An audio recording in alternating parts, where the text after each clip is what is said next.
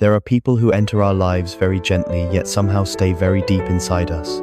At first, everything usually feels natural. A conversation becomes something you quietly look forward to. A message arrives at the right moment and softens an entire day.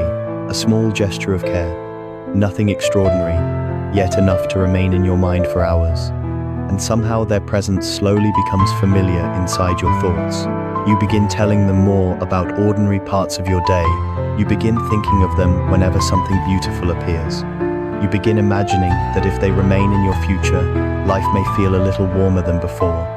Love rarely begins with something dramatic. It begins with very small things repeated enough times that one day you realize your heart has quietly given someone a place much deeper than expected.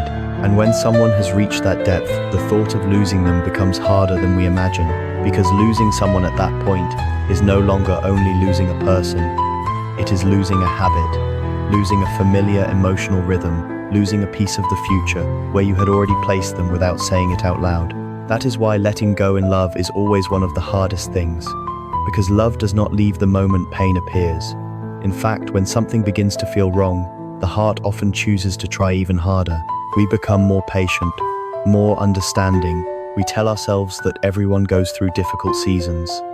We think, maybe they are busy, maybe they are carrying private pressure, maybe this is only an inconvenient moment in life. And because we still love them, we easily find reasons to protect them. We soften what hurts us with explanations that sometimes even we do not fully believe. A slower reply than before. Maybe they are tired. A shorter conversation. Maybe they are busy. A moment when we feel sad and they do not notice.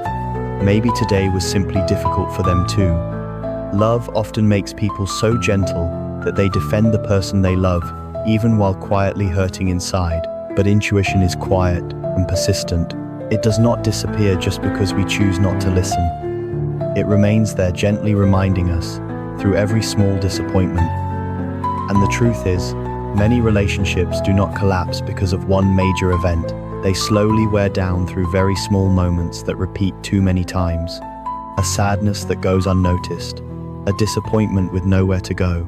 A conversation where only one person keeps trying to keep it alive. A single pain may not change love, but repeated pain slowly exhausts the heart.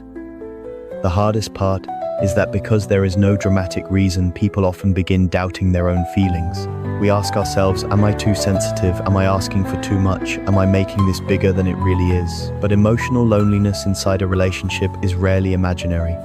It arrives quietly, when you feel sad, but no longer want to explain why, when you think carefully before saying what you truly feel, when someone is still there, yet the feeling of being understood is no longer the same.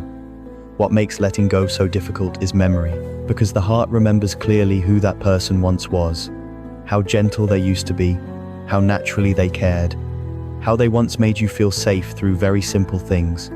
And memory creates hope, hope that they will become that person again, hope that this distance is temporary, hope that the version you miss still exists somewhere inside them.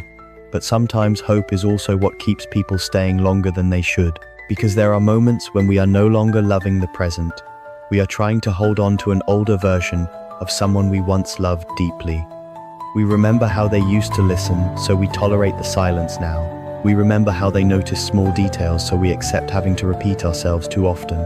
We remember how clearly loved we once felt, so we keep convincing ourselves that everything may still return. But real love cannot survive only through memory. It must also live in the present. There comes a stage in love when we are no longer living in peace, but in caution. We pay more attention to their mood than to our own feelings. We choose words carefully because we fear making things heavy. We think too long before speaking about pain. And at that point, love is no longer a place to rest. It becomes a place where we try to prevent everything from falling apart alone. At first, we still speak. We still explain what hurts.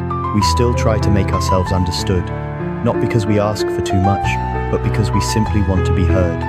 But when the same pain must be explained too many times, people become tired, not because love disappears, but because words begin to feel as if they no longer reach anyone. There is one frightening sign in love, when the person who once wanted to speak begins choosing silence. Because arguing still means hope exists. Silence often means someone no longer believes that speaking will change anything. The person who decides to leave rarely leaves in one day. They leave slowly through many nights of quiet endurance, through moments when they wanted comfort but turned away instead, through times they felt sadness but no longer wanted to explain, through moments they looked at the person beside them and felt unexpectedly alone.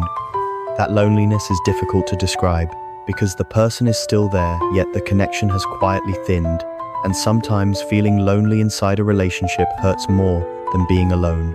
Because when you are alone, you know exactly what is missing.